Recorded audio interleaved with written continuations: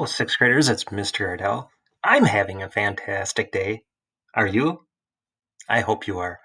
All right, so we're going to dive right into social studies today and focus on a few things as we start getting more and more prepared for our learning checkpoint number 6. Recently, we reviewed the southern Minnesota in 1862 map, and then you learned about the differences between the farm Dakota and the traditional Dakota.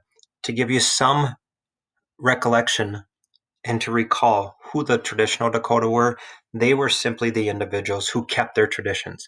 They didn't change. They wanted to remain who they always were. Whereas the farm Dakota, they felt pressured, and for reasons to them, they decided to change and become and adapt more like the European American way of life.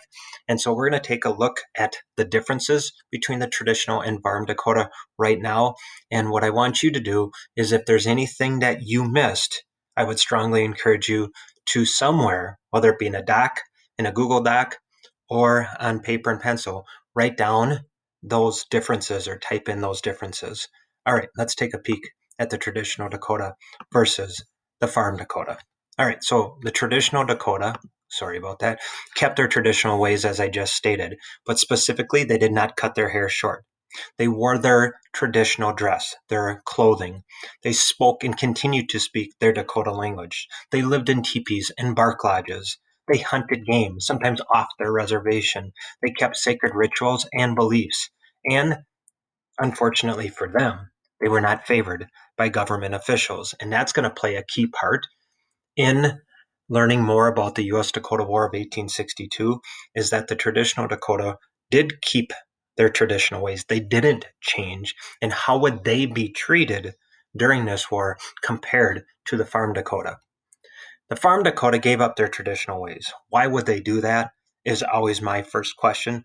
But from a standpoint of what they changed to, they cut their hair short. They wore clothes like white people. They spoke the white people's language. They lived in a house made out of stone or wood, as the settlers and European Americans did. They attended church. In other words, they accepted Christianity into their life.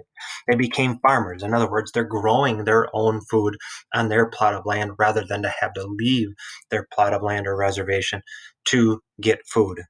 They were, of course, favored by the government officials, and they did take white people's names. Okay, so not only did they change all of the above as I just described, but they also changed their name to something different that was more European American. And lastly, the traditional Dakota referred to the farm Dakota as short hairs. All right, sixth graders, those are the differences between the traditional and farm Dakota.